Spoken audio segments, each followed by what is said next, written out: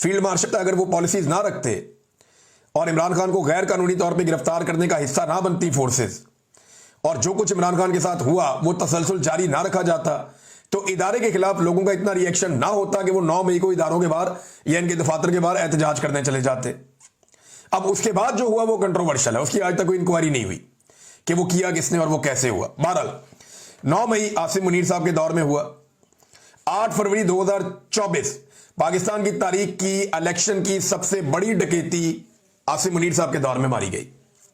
ये सबसे बड़ी डकैती है। इसका सिंपल मैं आपको ये बता देता हूं कि पाकिस्तान की तारीख में इलेक्शन बहुत चोरी हुए, लेकिन इतने बड़े पैमाने पे कभी इलेक्शन चोरी नहीं हुआ कि 17 सीटों वाले को उठा के पहले हुकूमत बनाकर दे दें और उसके बाद उसको 2/3 अक्सरियत भी दिलवा दें। तो ये डकैती भी आर्मी चीफ के दौर में हुई, इसी आर्मी चीफ के दौर में हुई।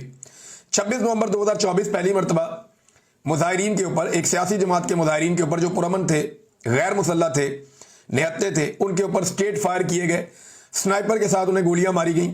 ये एक वाकया भी पाकिस्तान में हुआ इसी आर्मी चीफ के दौर में। हाँ, एक भारत के साथ लड़ाई का मामला हुआ जिसमें पाकिस्तान ने भारत के जंगी तैयारे गिरा दिए, जिसमें पूरे पाकिस्तान की, पूरी दुनिया के अंदर जो है वो वाह हुई, पाकिस्तानी फोर्सेस का मोराल बुलंद हुआ। तो ये एक वाकया ऐसा हुआ जिसको इनके दौर का अच्छा वाकया कहा जा सकता है। लेकिन उसके बाद ये फील्ड मार्शल बन गए। ना 1 इंच जमीन फतह की गई, ना जमीन के ऊपर पाकिस्तान को कोई कामयाबी मिली, ना कश्मीर आजाद हुआ और ना ही पाकिस्तान भारत से अपना पानी छुड़वा पाया। ये सारे काम पाकिस्तान नहीं कर पाया, लेकिन फील्ड मार्शल आसिम मुनीर साहब बन गए। और एक और चीज, आसिम मुनीर साहब की ज्यादा तवज्जो उनके अपने टन्योर में उनके अपने काम के ऊपर तो रही होगी, जो आर्मी चीफ की ड्यूटीज हैं वो तो उन्होंने जरूर की होंगी, लेकिन उससे ज्यादा रिपोर्ट हुआ उनके मामलात वो वाले जो सियासत पे, मईशत पे और इंतजामी मामलात पे रहे। तो उनकी तवज्जो, हालांकि हलफ इसकी इजाजत नहीं देता, लेकिन उनकी तवज्जो दीगर मामलात की तरफ बहुत रही। फिर उनकी एक ख्वाहिश है, माफी की ख्वाहिश, वो अभी तक अधूरी है।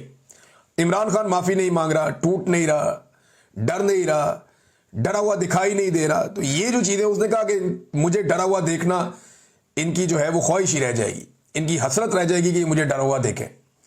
तो एक ये जो ख्वाहिश है, ये सब कुछ मिल मिला के भी माफी अभी तक नहीं मिल सकी।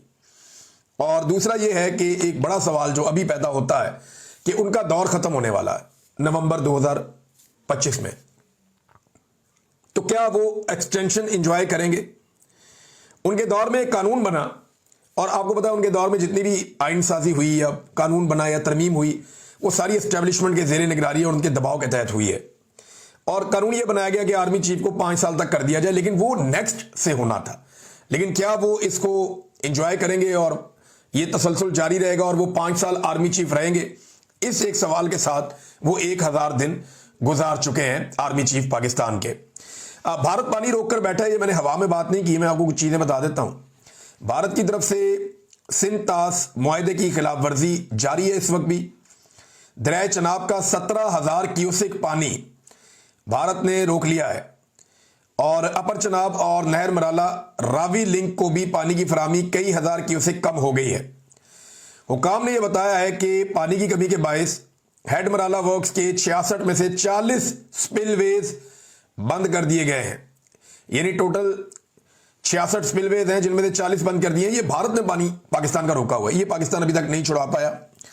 ये अनफॉर्चुनेट है, लेकिन भारत जैसे ही अचानक पानी छोड़ेगा दरिया चनाब में, वो आजकल परसों छोड़ सकता है पानी, अब क्योंकि बहुत ज्यादा वहां पे बारिशें हो रही हैं, तो एक तुगयानी वाली सूरत पैदा हो सकती है और एक सैलाबी सूरत पैदा हो सकती है।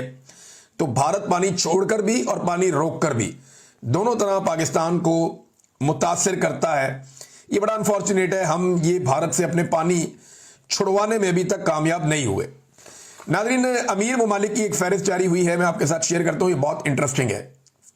जो दुनिया के अमीर तरीन ममालिक हैं, या जिनके, दुनिया के नहीं, एशिया के, हम एशिया में रहते हैं ना, पाकिस्तान एशिया में है, तो एशिया के जो सबसे अमीर ममालिक हैं जिनके अंदर पर कैपिटा इनकम ज्यादा है, वहां के लोग अमीर हैं, वो ज्यादा पैसे कमाते हैं, वो ममालिक कौन से हैं? तो जो लिस्ट मेरे सामने आई है उसमें पाकिस्तान तो जाके बहुत नीचे है। ये देखें आप, ये 2-3 लिस्टें मेरे पास, और ये पर कैपिटा इनकम के हिसाब से है।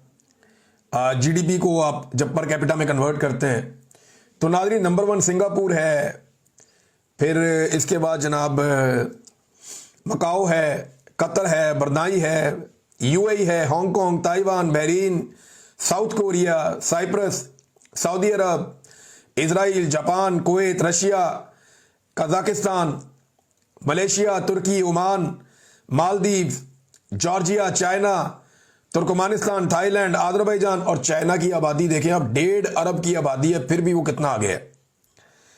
Armenia, Mongolia, Iran, Bhutan, Indonesia, Vietnam, Iraq, Sri Lanka, Philippine, पता नहीं कितने मुल्क हैं, उज्बेकिस्तान, इंडिया भी बीच में, बांग्लादेश भी बीच में है, और पाकिस्तान जाके 41वें नंबर पे है। ये पाकिस्तानियों की हालत है पाकिस्तान में। इसीलिए पाकिस्तानी इतने बड़े पैमाने पे पाकिस्तान छोड़ छोड़ कर जा रहे हैं। अच्छा, पाकिस्तान एक ऐसा मुल्क है जहां पे कुदरती वसाइल बेशुमार है। पाकिस्तान एक ऐसा मुल्क है जहां पे कोई जंग भी हमारी नहीं लगी लंबे अरसे से, ये छोटी मोटी झड़पें हैं। पाकिस्तान एक ऐसा मुल्क है जहां पे हर तरह के वसाइल हैं। ओवरसीज पाकिस्तानियों की तादाद बहुत बड़ी है और अफरादी कुव्वत बहुत अच्छी है और नौजवानों की तादाद भी बहुत ज्यादा है और हमें चारों मौसम भी मिलते हैं। फिर भी हम इतना नीचे रह गए, इतने गरीब हो गए हमारे लोग। ये सिर्फ हुक्मरानों की पॉलिसीज हैं जिनकी वजह से हम पीछे रह गए। हमें आगे निकलना चाहिए था, लेकिन जो लोग 40-40, 50-50 साल से हमारे ऊपर मुसल्लत हैं वो हमें आगे निकलने नहीं दे रहे। सिचुएशन ये है। नाज़रीन, मुस्लिम लीग नून ने और मुफ्ती मुनीब साहब ने सुहेल वड़ाइच साहब के साथ खड़े होने का फैसला किया। राणा सनाउल्लाह साहब ने सुहेल वड़ाइच साहब के हक में बयान दिया कि ठीक है, उन्होंने जो बात की वो दुरुस्त होगी, लेकिन उसके ऊपर ओवर रिएक्शन आ गया सोशल मीडिया की जानिब से, जिसके बाद ये जो एस्टेब्लिशमेंट ने किया वो किया DGISPR ने। लेकिन मुफ्ती मुनीब साहब ने इसके ऊपर जनाब एक स्टेटमेंट जारी किया। जनाब सुहेल वड़ाइच की इब्तला मुफ्ती मुनीब साहब कह रहे हैं, एक मोतदल मिजाज शख्स हैं, ठहराव के साथ बात करते हैं, लिबरल और सोशल डेमोक्रेट हैं, तारीख का अच्छा मुतालिया है, बड़ी तारीफें की हैं।